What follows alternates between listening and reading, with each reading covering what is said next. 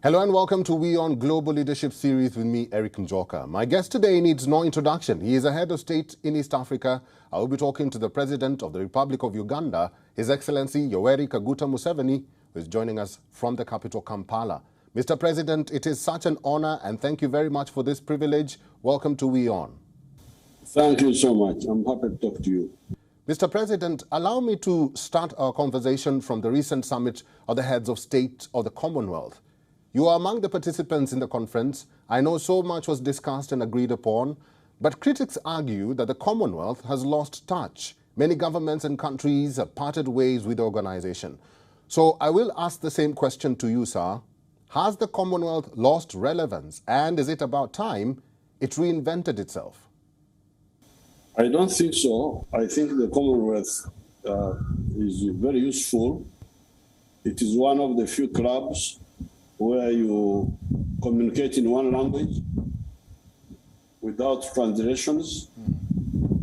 And the members have a lot of links, social links, historical links, links through religion, the Christian religion.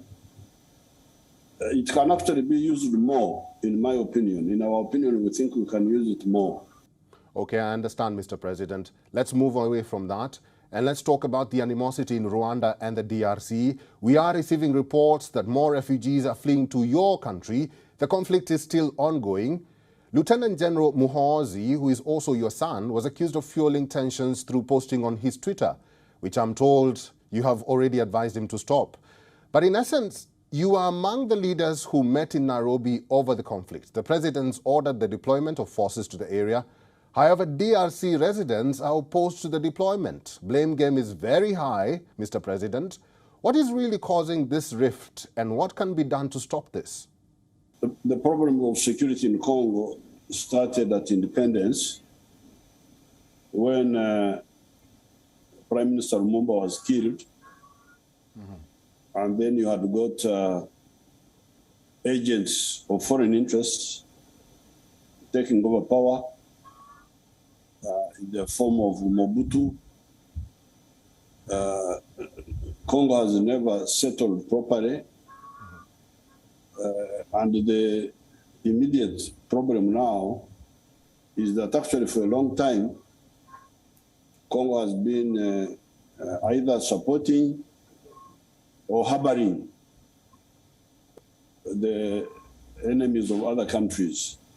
The Mobutu used to support Savimbi of Angola, used to support Holden Roberto of Angola. We have got ADF in Congo, we have got other groups from Uganda, then you have groups from Rwanda, the Interahamwe. So that's really the origin of the problem. The Congo either supporting or simply harboring these enemies of other countries, of the neighboring countries. But now we have got a regional forum, the East African Forum, chaired by His Excellency Kenyatta. And we think now this problem can be solved because we talked frankly in Nairobi. Yes, the external players may make their own mistakes, but the original problem started with the Congo. You have mentioned consistently DR Congo, but you've not mentioned Rwanda. What role does Rwanda play in this whole conflict? Well, how Rwanda started with Congo was that there was an internal problem in Rwanda, which started in 1959, started by the Belgians, who massacred Tutsis and sided with some local traitors called the Hutu extremists. Now that generated a Tutsi diaspora from 1959, which stayed out of Rwanda until 1990 when they made a comeback.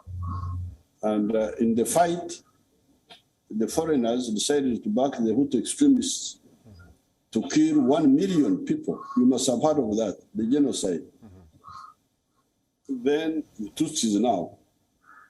Then, but this did not save the Hutu regime. The Hutu regime was defeated, and they fled with their supporters to Goma, to Eastern Congo, with their arms. And we begged Mobutu to disarm them. He refused, until the Tutsis in Eastern Congo, called Banyamulenge, took up arms and attacked these Hutus, who then. So that's the whole problem.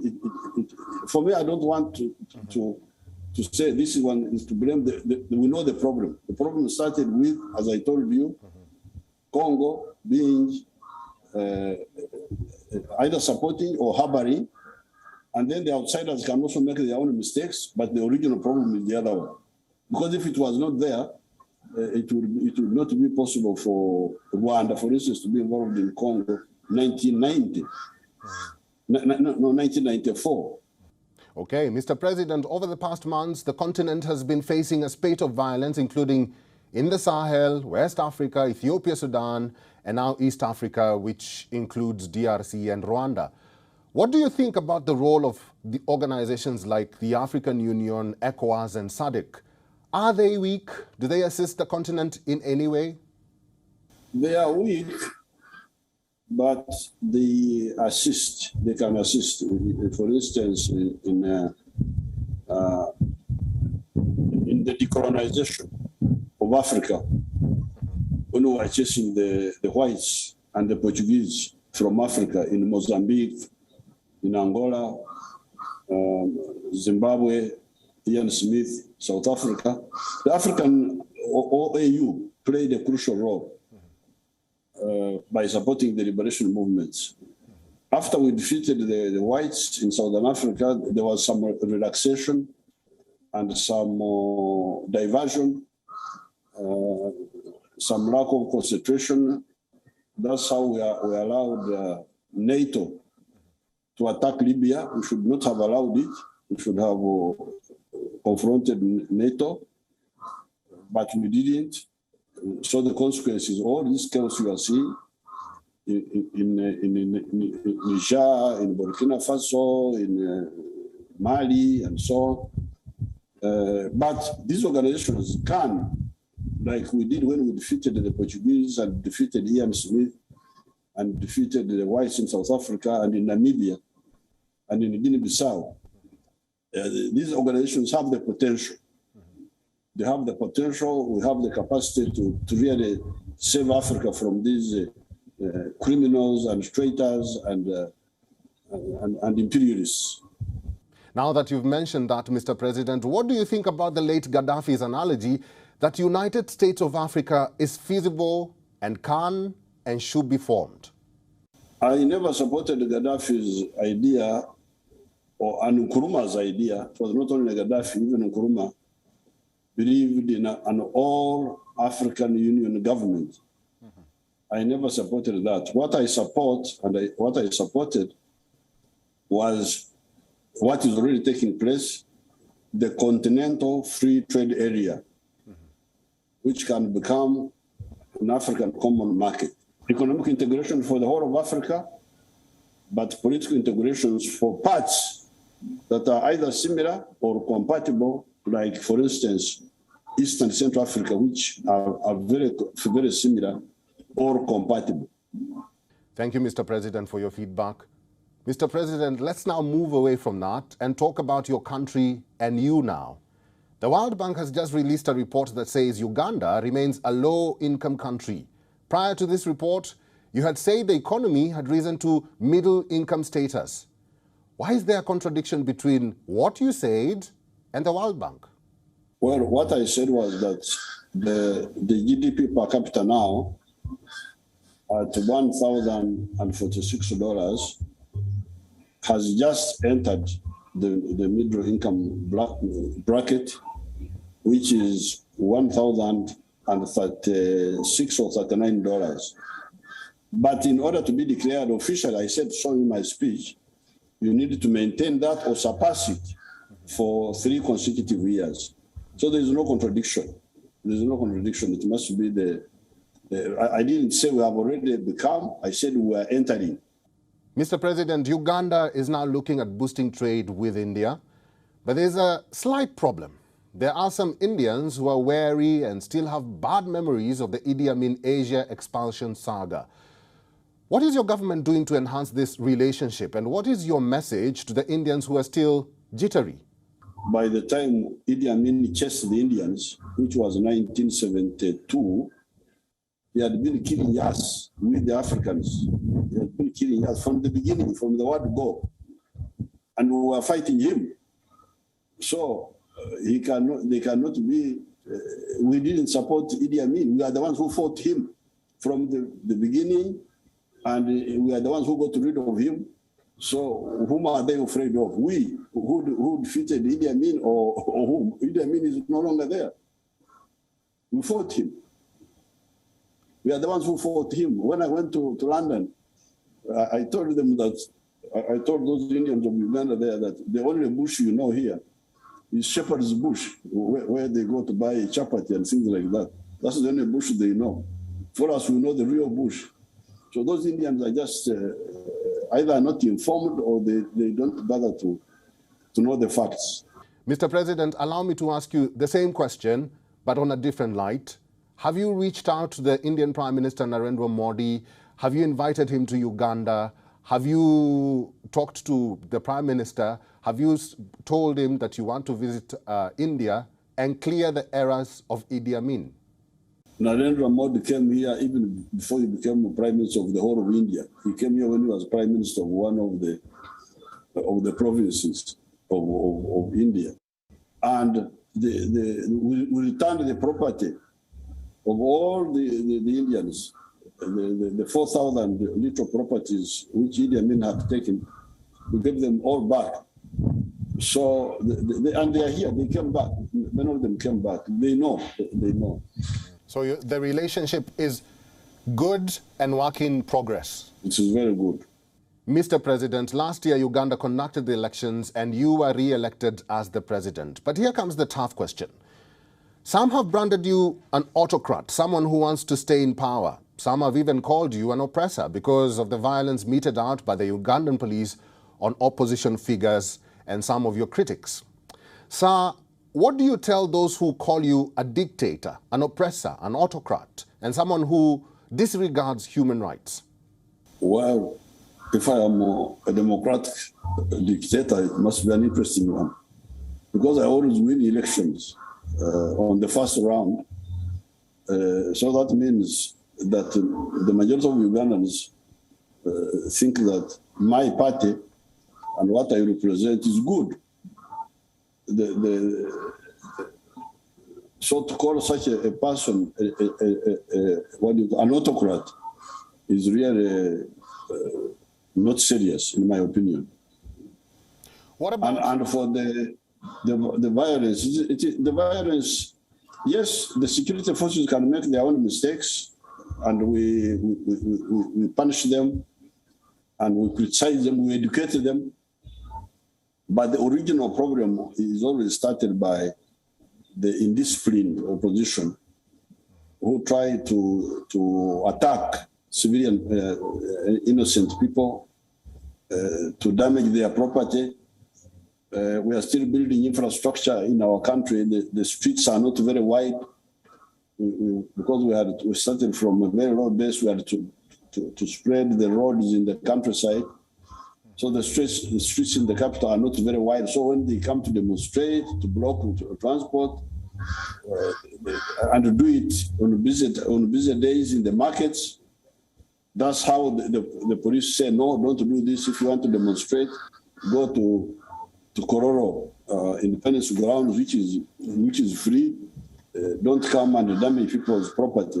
These are the contradictions I normally have with the police. Mr. President, let me ask you this. If you mention or if you say that the leaders of the opposition protest and demonstrate, isn't that their right to demonstrate? Isn't that their right to show their rights to even vote, to speak to the electorate?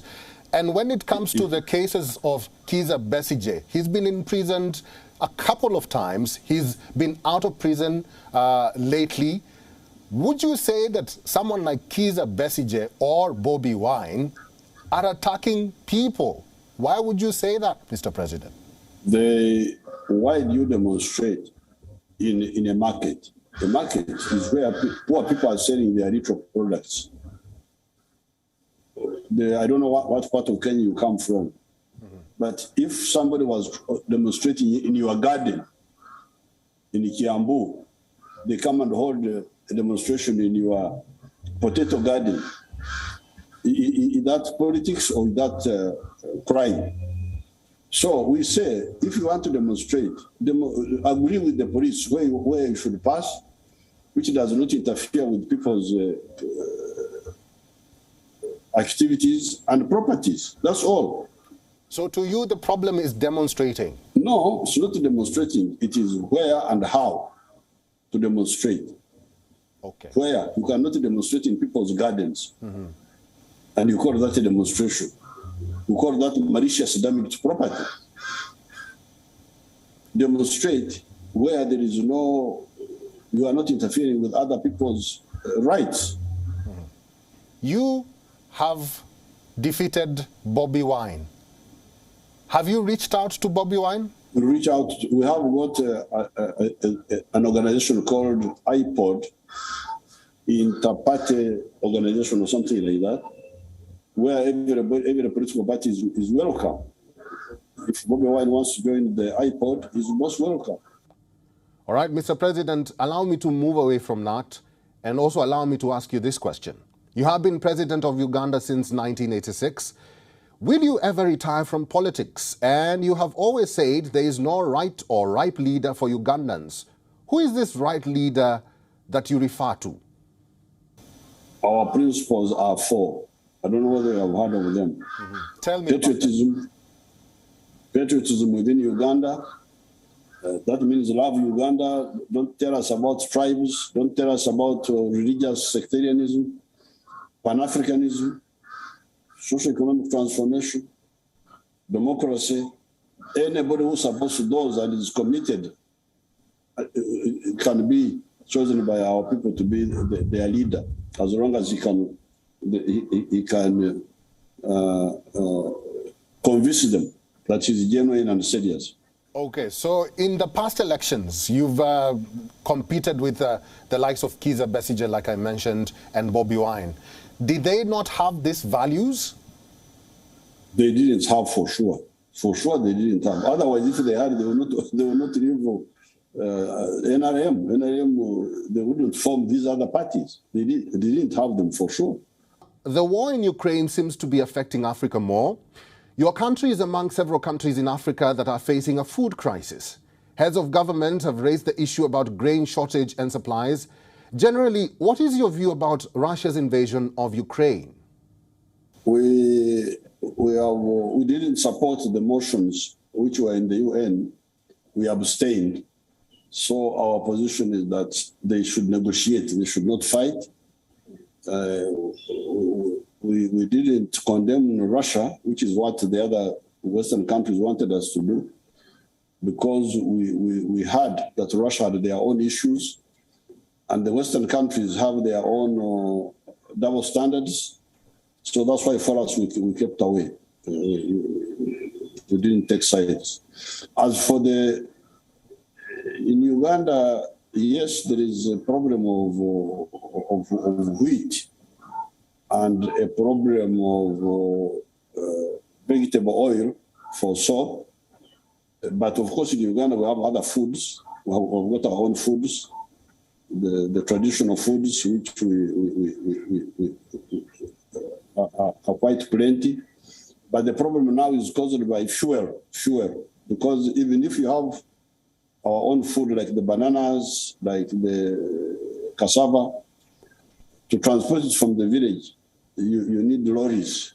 That's what is bringing up inflation. So it is really the biggest problem is for us is fuel and vegetable oil. But that one we are ramping up.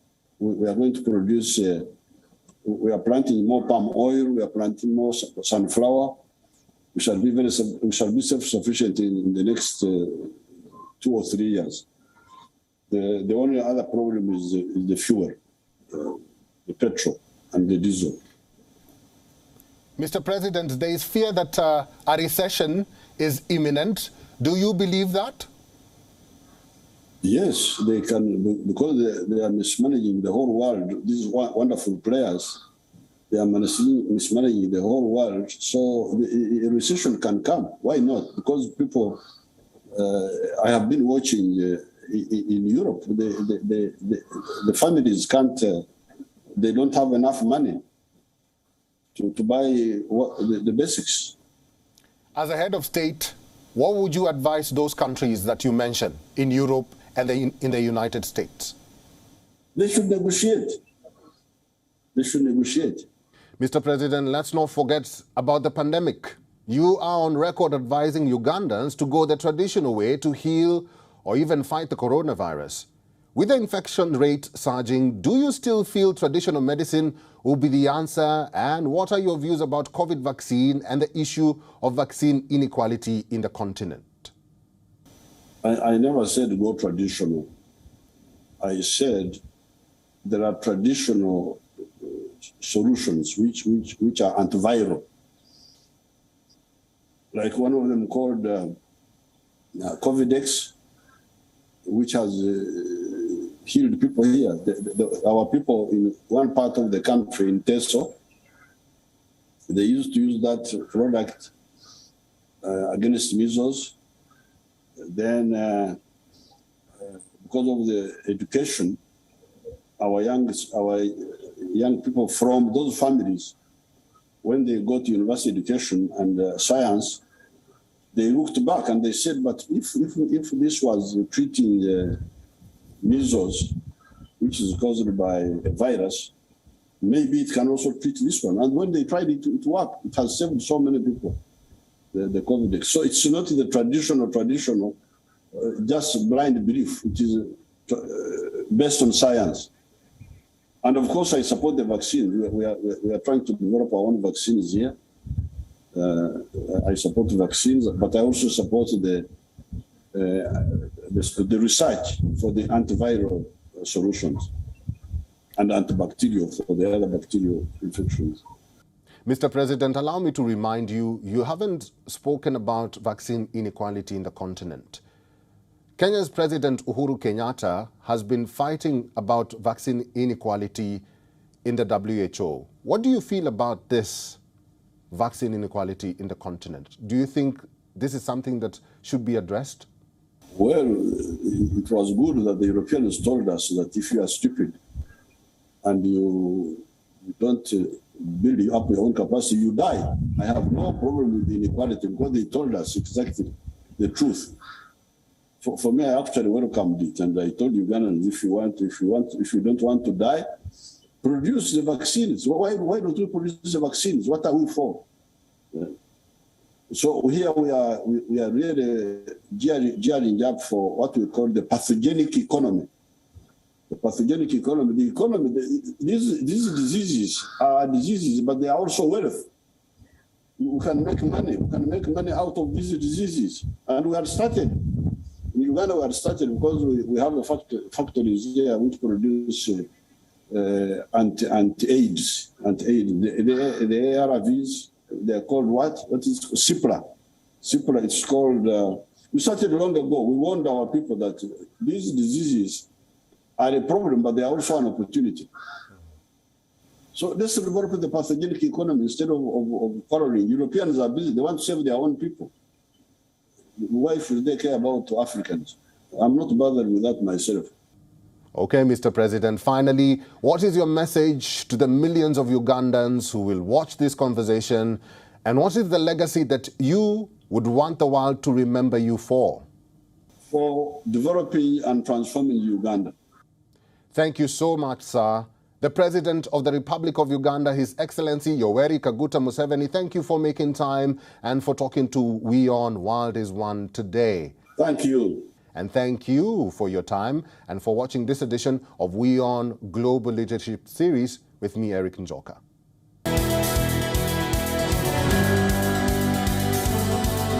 WION is now available in your country. Download the app now and get all the news on the move.